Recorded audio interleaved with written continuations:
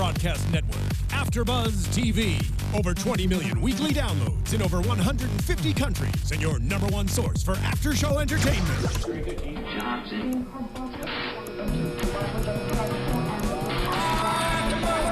AFTERBUZZ TV, the destination for TV superfans. Producing aftershows for over 300 of your favorite TV shows, interviewing celebrities and showrunners, and bringing you behind-the-scenes exclusives. All thanks to E! Entertainment's Maria Menounos, producer Kevin Undergaro, and internet leader Akamai.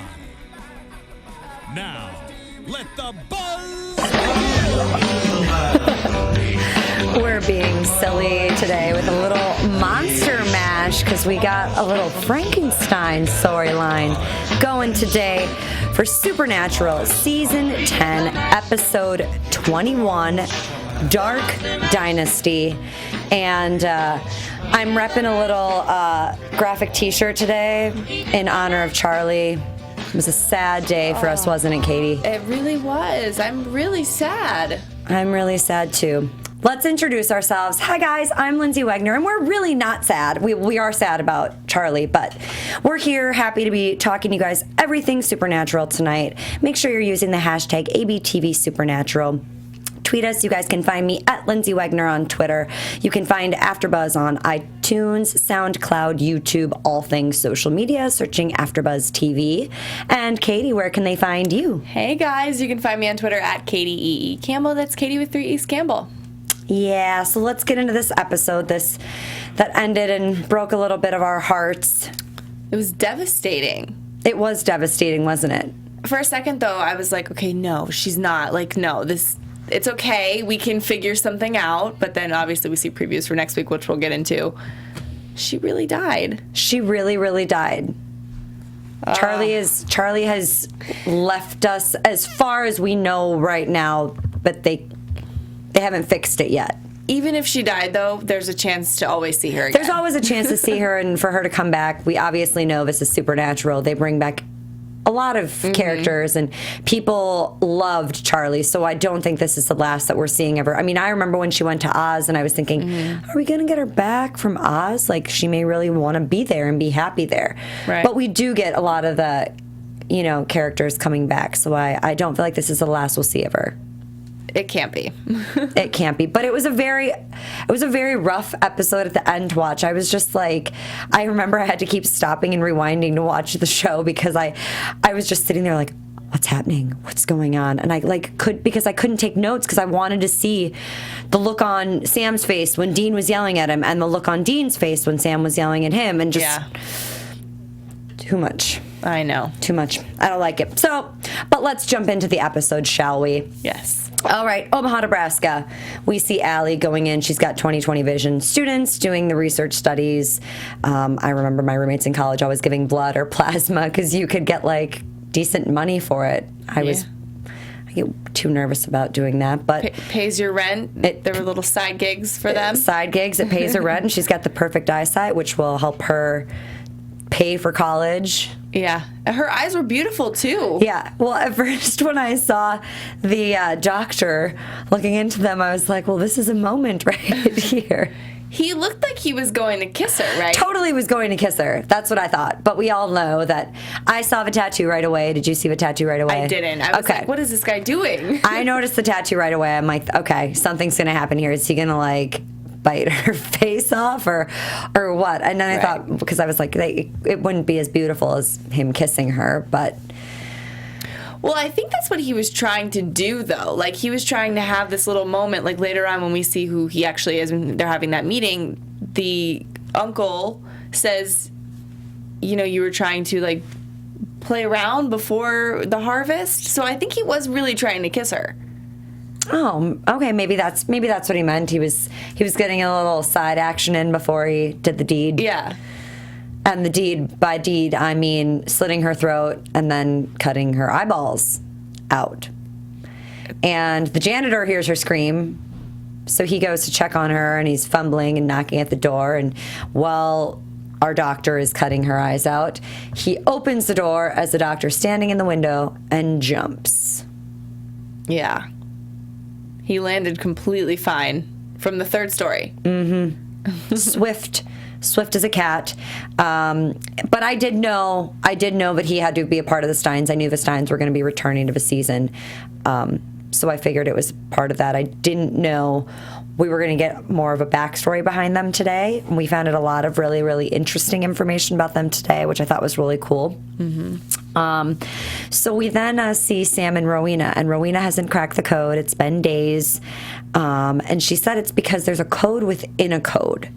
It's more complex than just one thing for her to solve. Because of Nadia, correct? And that's the one that we saw her turn into a little gerbil.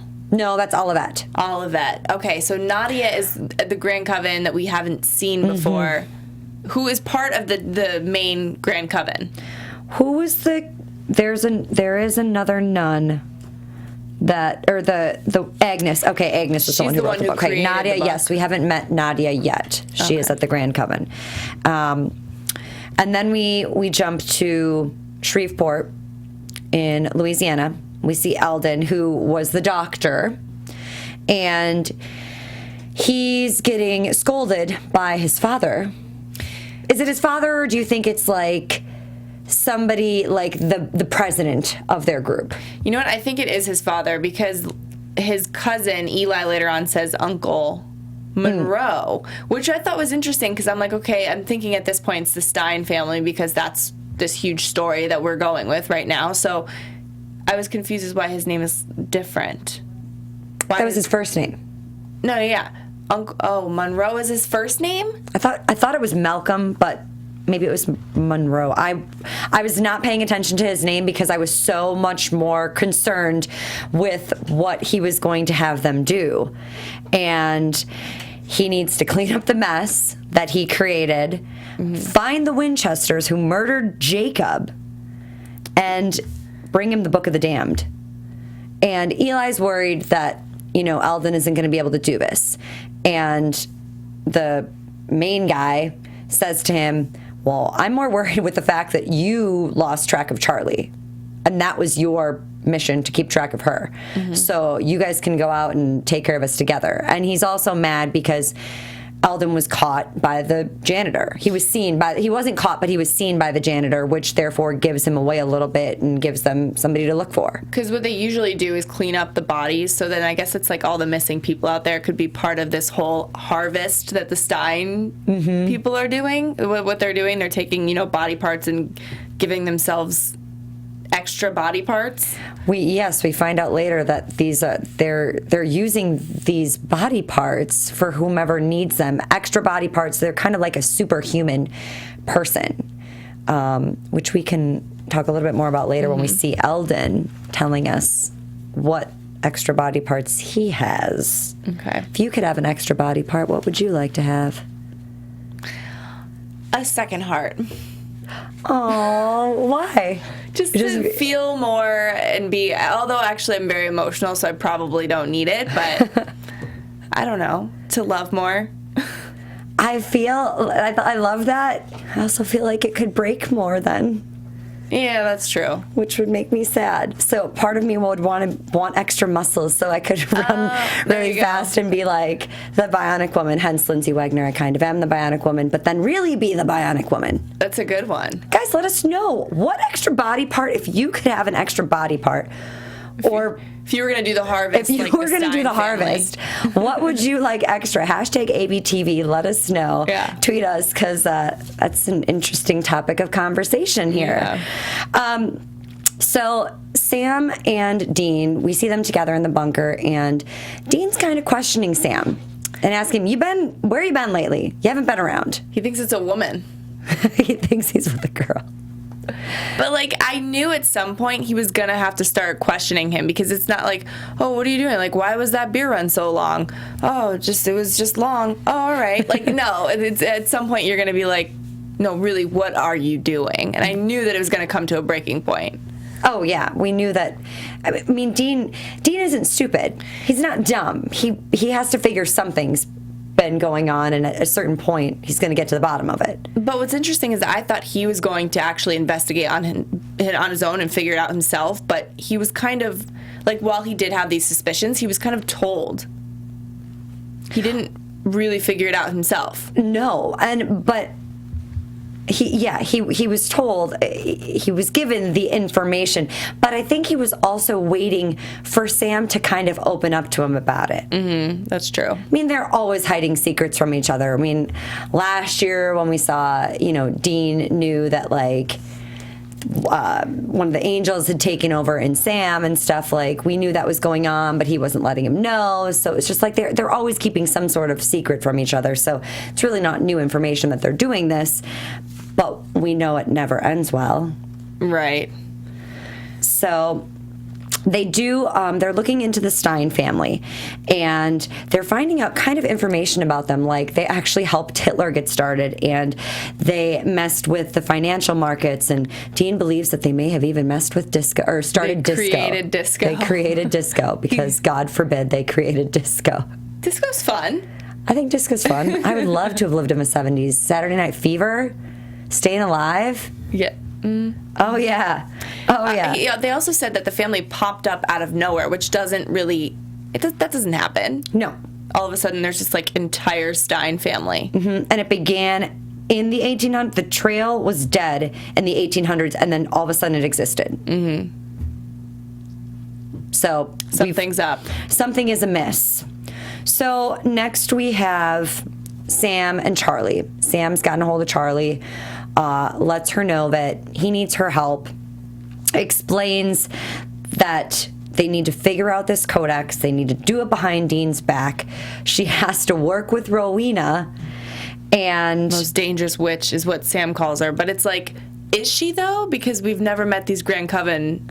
We haven't seen what they're capable of, and we find out a little bit more about Olivet later too, which I think is going to be something very shocking for the season finale. Mm-hmm.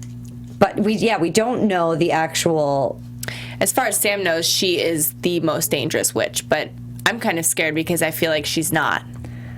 I feel like if she's helping him, even though there's a deal happening between the two of them, she can't really be the most evil one if she's willing to help somebody that is going to help her. Exactly. I mean, I don't know. It's... and he's worried that Dean's giving up on the mark. Mm-hmm. And just letting it go.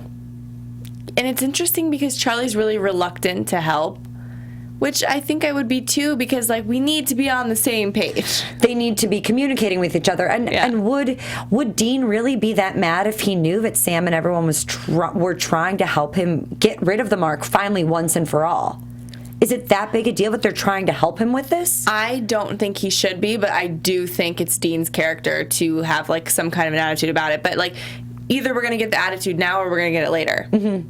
So deal with it now and get it over with and get the mark off. Yeah, because we're better together when we join forces to fight off anything like the Stein family, although I'm, like, terrified about how they're going to even fight them off because they're, like you said, superhumans. Mm-hmm. It's making me nervous. We're going to need some help from Crowley, I think, to get rid of this one. Yeah. This group of people. So we find out, actually, too, that Rowena is actually Charlie's assistant. It's not the other way around, which I thought was a nice little...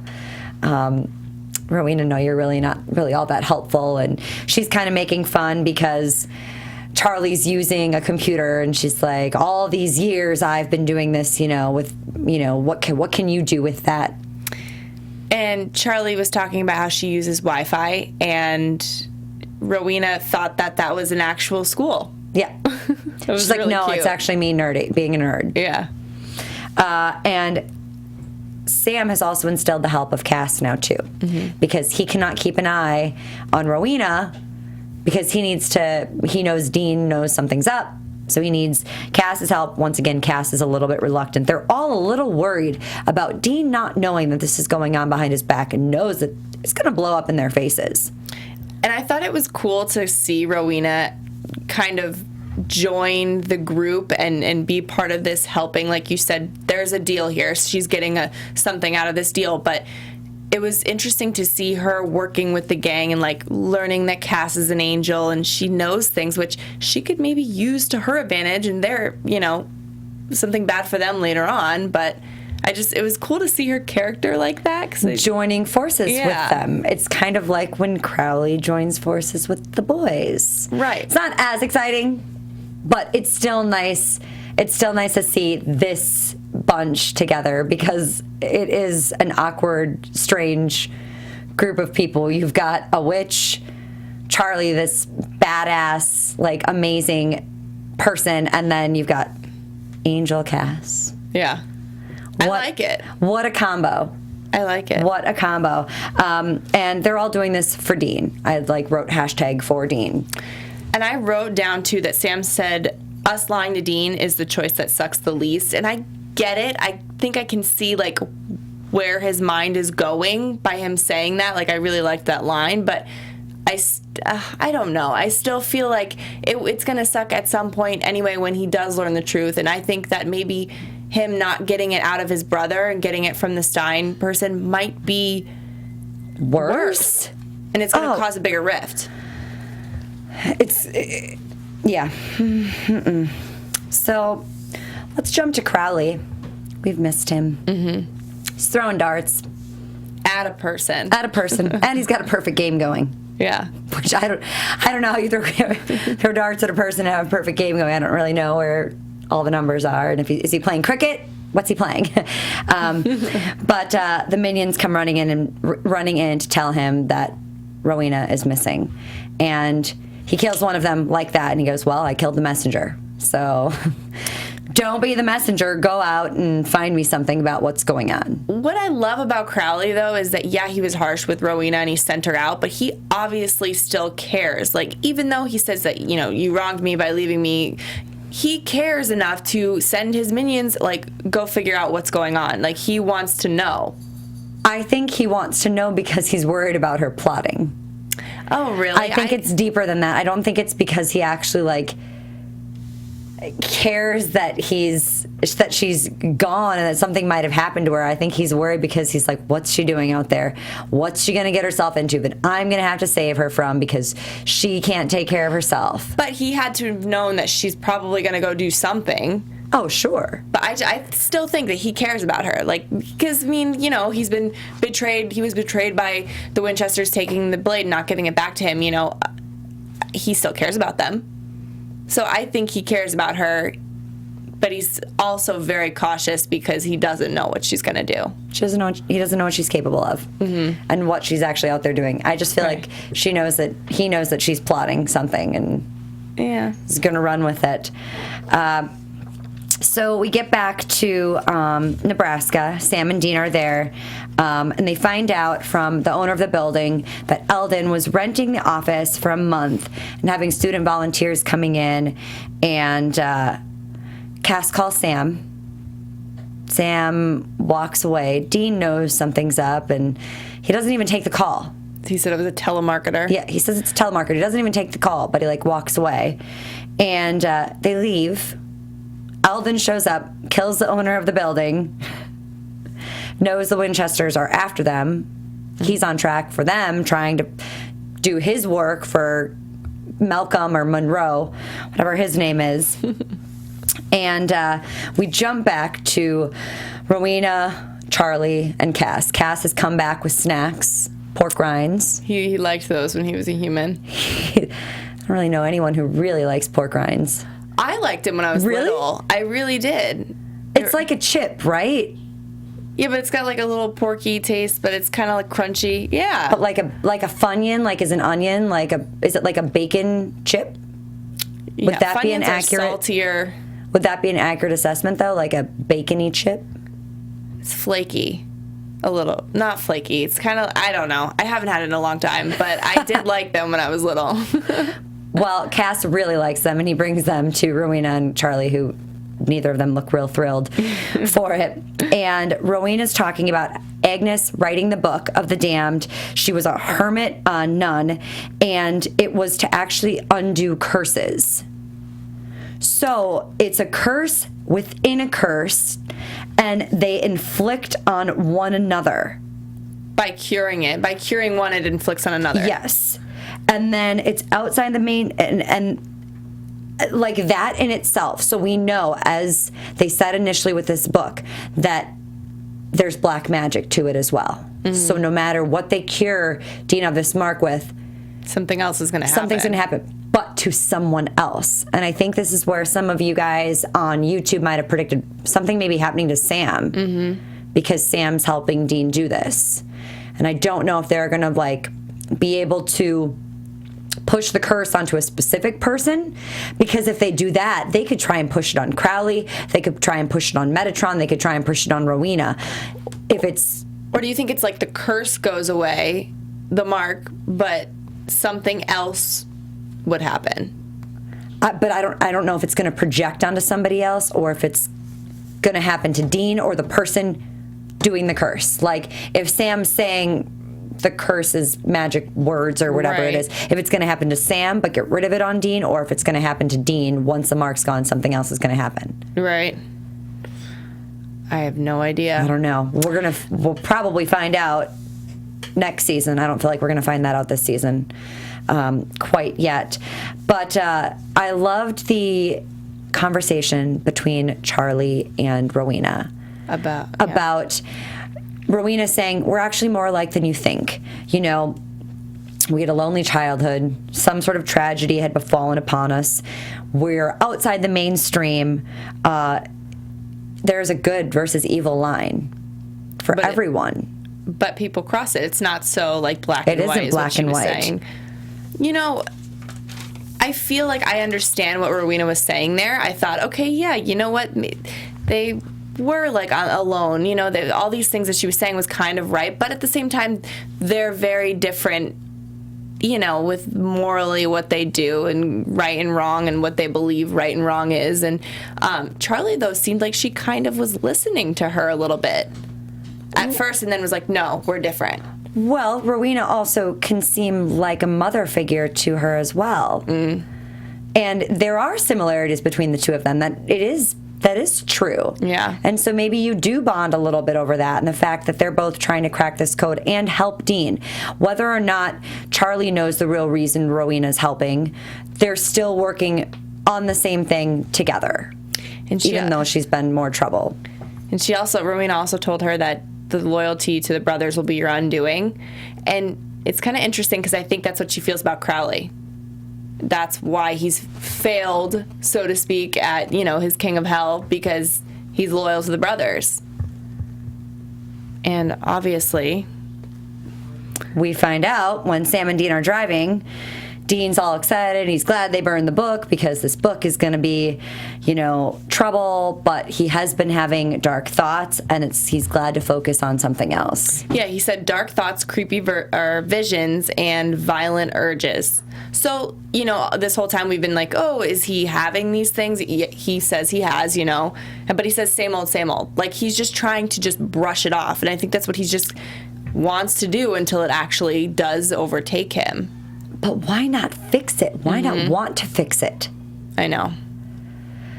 So strange. So we have Cass calling Sam once again, and Dean picks up his phone. Dean picks up Sam's phone, and a little awkward conversation, and Cass is like, I'm just checking on you guys. Just wanted to say hi. My driver, my car's here. Like, it's very, very awkward. Dean obviously knows something's up. And Sam comes in, grabs his phone, and just have a little exchange. And said he hasn't been talking to Cass lately because that's what Dean asked him. Even though he obviously was just calling, but had nothing really to say. Because he knows something's up. He knows it, and he finds out. So we jump back to Crowley, who's now talking to Olivet, because he wants to try and get some information about where Rowena could be. Some sort of info. Get the dirt out of the hamster. That was interesting how he had that full conversation with. I loved it. Yeah. I thought it was really cute. Like, I mean, it's what makes Crowley so lovable as the King of Hell. How can you really say that someone's lovable? But he's just got this great, amazing personality, and this scene right there just was really fun and cute, even though it's evil. And Katie, what did we find out? That there was a name given Yeah, but we don't know the name. We don't know the name. He sends his minion off to go find that person. He writes a name down that Olivet gives him and calls that person a demon lover. Was that the demon lover? Okay, so Olivet told him about the demon lover, and he said he didn't want to hear it. Give me something else. Oh, okay. So maybe the demon lover was some guy that Rowena was. She started to go into details about that. And he didn't want to hear about that. But she did give him a name that he is going to go out and find and murder. Yeah. But we don't know the name. Probably won't find out the name. It's a bummer. Once again, we're outside the loop. We'll find out in the next two episodes. We'll find out. So Dean is out getting pizza, and he's stopped by Alden and another guy, and they come in on him. Dean actually stabs the one guy.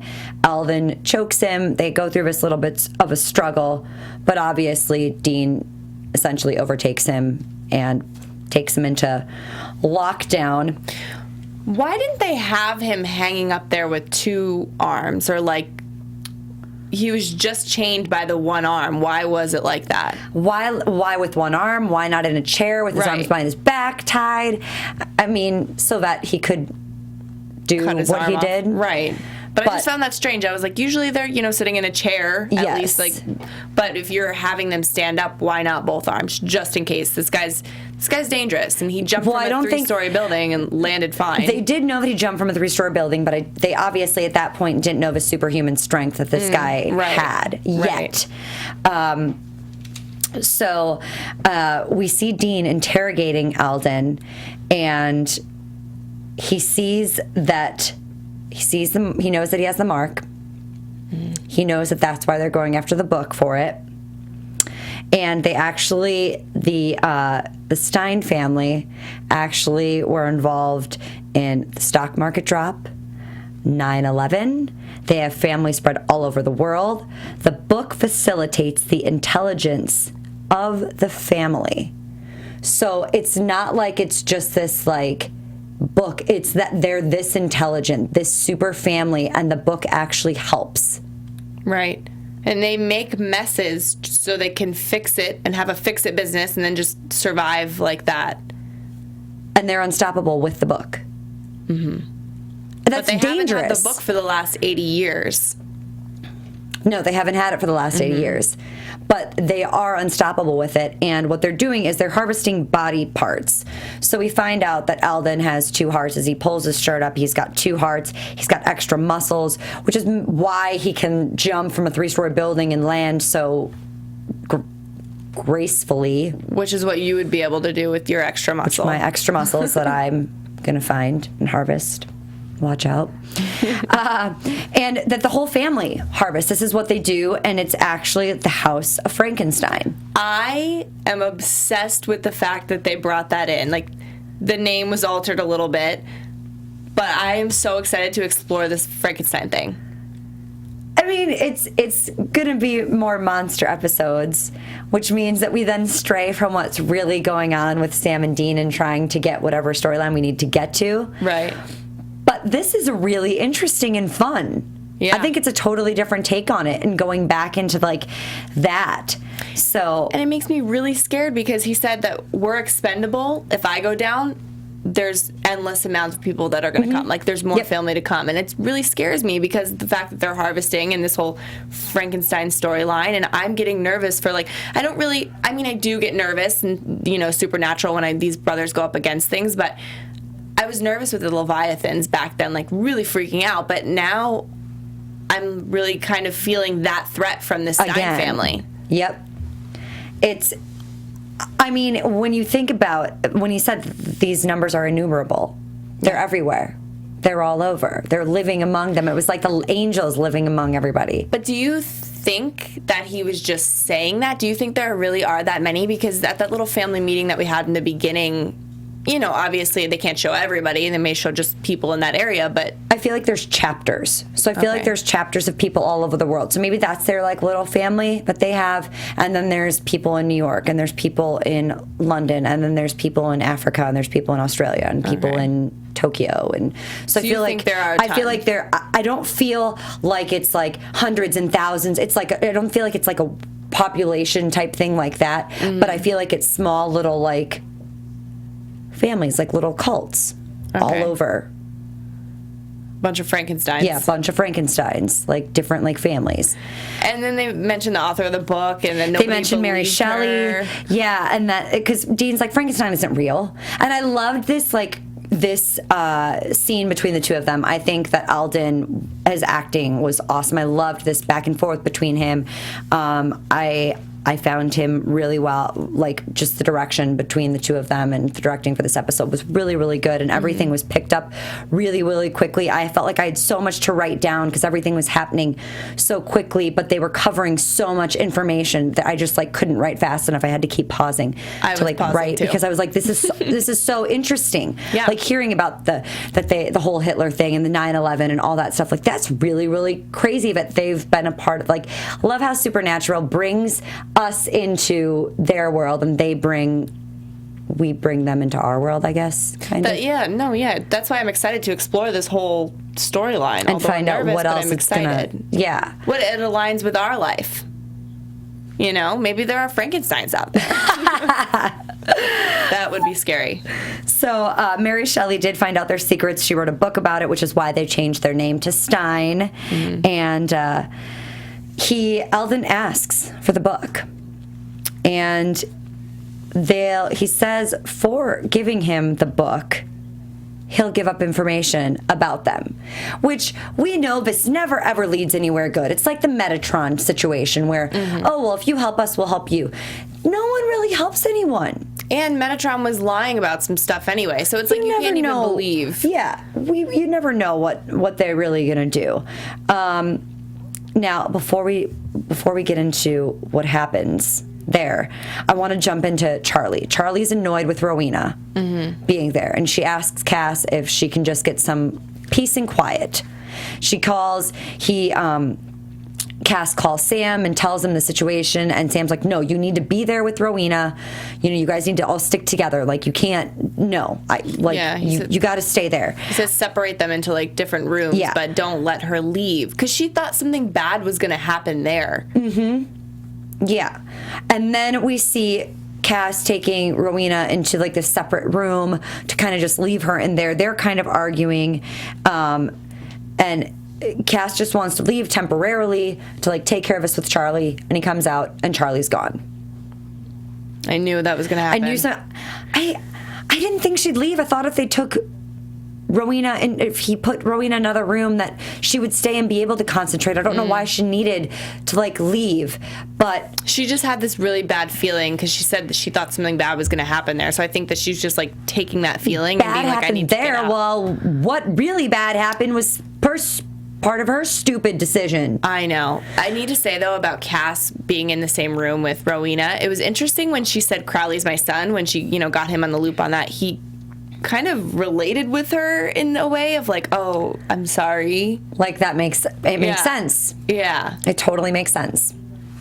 Yeah. It was, I like that we're getting, which Ruth had kind of said she was going to jump into, we were going to see scenes with her and Sam and scenes with her and Cass, and she was telling us that she was becoming really friendly with Felicia Day, who plays Charlie. So we knew she was going to have to be in scenes with them coming up before the season ended. So it's definitely nice to see them building relationships there with more of the cast members and stuff, and seeing her interactions with them. Right. For sure. All right, so we get back to Alden and Dean, and Alden tells Dean that Dean says the book's burned. And what does Alden tell us? He says that it cannot be destroyed. There's a spell protecting it. So the book is eternal. Eternal. Like, there's no way it can be burned. So that makes me wonder how many other times have somebody tried to destroy it. Yeah. 80 years, it's been gone. Like, when that 80 years ago, somebody obviously took it and maybe tried to destroy it. I feel like when Supernatural says something's definite, it's not definite. There has to be some way to... Some kind of a loophole or break the curse or whatever it is. I don't know how, but... So we know... Dean knows that Sam's lying to him. Yeah. And so... He questions him. He questions him. He's upset. He gives him a chance to kind of explain himself and say what's going on. Then he hears a noise. They go to see what's going on, and there's blood everywhere and an arm.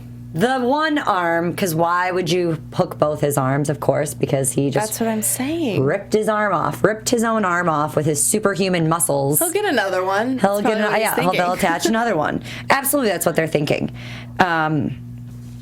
So, Eldon doesn't have an arm. Eli has followed Charlie. He finally has found Charlie. He says that she's at this Blackbird motel. And Eldon says, no, I'm going to come and get her. I'm going to find her. I need to take care of us because she's got the book. And she's under, a secret name, Carrie Asima. And before we find that out, we find out that Frankenstein has started the 100-Year War. And Dean tells us, nope, the book can't be destroyed. But he saw Sam burn it. So what happened to it? Yeah, and Sam starts telling him. And before we even get to that, we get a call from Cass saying that Charlie's gone. Mm-hmm. And right then and there, I knew this was not going to end well. They're not going to be able to get to her fast enough. Did you know her demise was coming? I did. I mean, these Stein family, like they really freak me out, and they're super strong. So this is another reason why Sam should have had Dean in the loop of things, because he's sitting here trying to cover it up and hide it and hang out with Dean, but he should really be there with Charlie, and then Charlie would have never escaped and done what she's done. It's like a sequence of events. Yeah, I mean, there's no way that they could have predicted that this was going to happen. Mm-hmm. But if Dean knew what was going on, there's at least one extra person involved to watch over what's going on, have an eye on Rowena, somebody being around Charlie to help her, whatever it is. Going off with two separate people instead of chasing after this whole case thing with the Steins and everything there. Mm-hmm. So Eldon's beating down the door. Charlie knows that someone's coming after her. She goes into the bathroom. Because she's cracked part of the code. Mm-hmm. She's cracked part of it. So she uploads it to her computer, sends it off to somebody. We don't know who she sends it to. Presumably Sam and Dean. Anyone who needs the code. And just as Charlie calls Sam. Yeah, she calls Sam as Dean is finding out Dean is finding out all this is going on. Mm-hmm. And both of them said, okay, listen, give it to these people that are looking for it. Like, give them whatever they want, do what they say, because they feel threatened by these people. And she says, no, she can't do that.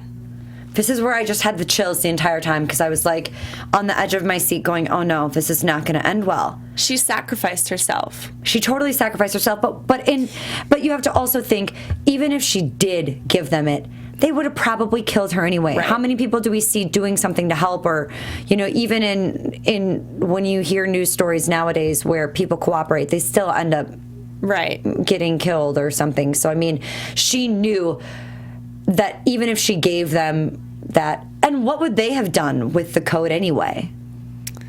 I don't really think they could have used it any more than they've been able to use the book. Yeah. Did she have an entire copy of the book, though? No, she just had bits. Remember, she just had she said it was on her computer. Yeah. She only had part of it, I thought she said. But it's something them to work with. It's still something for them to work with. And I feel like they have beef with her maybe because of the whole Jacob situation, and she was running from them and led to the Winchesters actually killing Jacob. So if she did give it up, they probably would have just killed her anyway. Like, they're bad people. Yeah.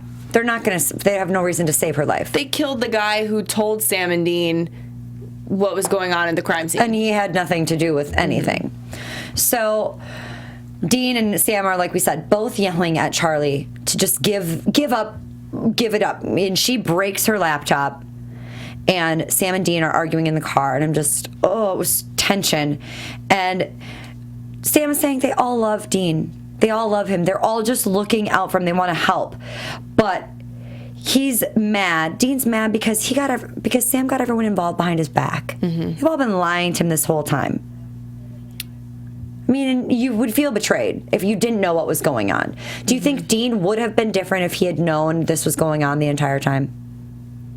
Do you think he would have been more helpful?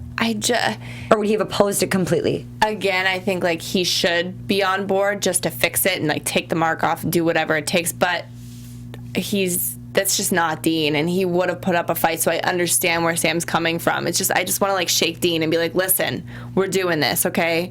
The book is eternal, can't be destroyed. We're just gonna try it, you know. But I just think it was amazing how Charlie stood up. I love her so much. She has so much like bravery, the way she just stood. And independence and power and like confidence. Yeah. And pulling that blade. And for a second there I thought, no, she's going to come out of this okay. She's going to be okay. She can handle herself. And Sam and Dean arrive at the motel and Charlie is dead in the bathtub. That was devastating. I was tearing up at that point. Their reactions to seeing their Charlie. faces, yep. And you know darn well Dean is going to blame this on Sam. Sam is going to be really upset knowing that this is kind of his fault. Because he got her involved. Yeah. He wouldn't care if it was Rowena who was dead. This is Charlie. She's been their friend for years. He can't blame himself, though. She did. She left on her own, but if he hadn't called her to help, she wouldn't have died. Her death is definitely going to make the brothers very angry. You know, we see in the preview that Dean just like is going to do whatever it takes to get even, but I just think it's going to cause more of a rift between the brothers than there already is with everything that's going on. Well, let's jump into predictions then. Okay. We covered the whole thing. So let's jump into some predictions for you guys. And now, your AFTERBUZZ TV predictions. Katie, I agree. I think this is going to cause a big rift between the two of them. It's even as much as there's been tension the last few episodes, or even pretty much this season, with Sam worrying about Dean and Dean trying to brush it off. This is going to create an even bigger distance between them. But more thoughts. I think also, though, that after this rift is, happening, it might make them closer in a way in the very end. Like, yeah, they'll go apart right now, but, like, they'll become closer in the very end. I think that her death is going to fuel them to work together against this family. So I just feel like you can't break the brothers up, forever, there's nothing that I think could really... I mean, I guess there are things that could separate them, but I don't think this is going to be the cause of them not being brothers. This isn't the be-all, end-all here. This is not what's going to break them apart. It is going to cause tension. It's going to cause trouble. There's already distrust between the two of them. But I think when we figure out what's going on with the mark, that will bring them closer together again. Because they're going to be working together to get this cure. I think Dean has just given up hope on it because he thinks that there's no way. Where if Sam can give him concrete knowledge and say, no, we can get it off, Dean may be on board then. If he really truly knows there's a way to get it off. And then they'll just deal with whatever comes as a consequence? I think the consequence is going to affect Sam. I don't think it's going to affect Dean. I think it's going to affect Sam. And then, the story will flip. So season 11 is going to be all about helping Sam with whatever happens to him. Will Sam oppose and Dean want to help? Sam may not be there. Dean may have to go find him and save him. Okay. I think Sam may disappear. So but we'll have a storyline for him. Like he's not going to be gone, but I think we're going to have him go somewhere else. Right. Do you think that the Mark of Cain is going to die with this season, or do you think, like you mentioned, it could possibly transfer, or do you think it's going to be something completely different? A lot of people have thought that maybe the Mark of Cain can transfer to somebody. I think that's possible because, the mark of it moved to Dean, so it certainly is possible. But Kane lived with it for many years. Dean's been living with it for a season. Mm-hmm. So even if it transfers, like we said, there's going to be some sort of repercussions to it not being there. If they can crack this code by the end of the season, which we know that Charlie has cracked part of it. I don't know if it's the whole thing. It's part of it. She cracked the code to start cracking the other code. Yeah. But how many? It's a code within a code, but it's still like, how many are there? Is everything the same? Does one code crack the entire book? Because then that nun really wasn't all that smart if one code cracks the code to the other code. You know, like I feel if I was writing a spell book that I would like write it in code, but then the next spell would be in a different code. I wouldn't keep them the same. Make it very complex. I'd make it very complex. Please, if I was a hermit nun, I'd have a lot of time on my hands to do so. But I don't know if we're gonna get the end to the Mark of Cain this season. I really, truly don't. I want to find out whose name's on that paper that Crowley sent his minion out to find. I want Dean to see that Sam has instilled Rowena's help, because they already don't like each other. And right now, Dean does not know that. So this is yet another thing that Dean is going to find out and not be happy about. No, of course not. And also find out what Sam has promised Rowena will be interesting. So, any more thoughts? I don't want Crowley dying. I don't want Crowley dying either. No dead Crowleys. All right, you guys, that wraps us up today. Katie, where can they find you? You can find me on Twitter at Katie Campbell. That's Katie with 3 E's Campbell. Instagram at KatieCampbell13 and YouTube.com/KatieCampbellOnline. I do a weekly vlog. And you guys can find me on Facebook, Instagram, and Twitter at Lyndsey Wegner, and my blog, lyndseywegner.blogspot.com. That's LYNDSEYWEGNER. We will see you guys next week at 11 p.m. Only 2 more episodes left this season. 1 more episode till the season finale. Hopefully we're going to be bringing in a guest for our season finale. So stay tuned, you guys, and we'll see you next week. Bye. From executive producers Maria Menounos, Kevin Undergaro, Phil Svitek, and the entire AfterBuzz TV staff, we would like to thank you for listening to the AfterBuzz TV network. To watch or listen to other after shows and post comments or questions, be sure to visit AfterBuzzTV.com. I'm Sir Richard Wentworth, and this has been a presentation of AfterBuzz TV. Buzz you later. The views expressed herein are those of the hosts only and do not necessarily reflect the views of AfterBuzz TV or its owners or principals.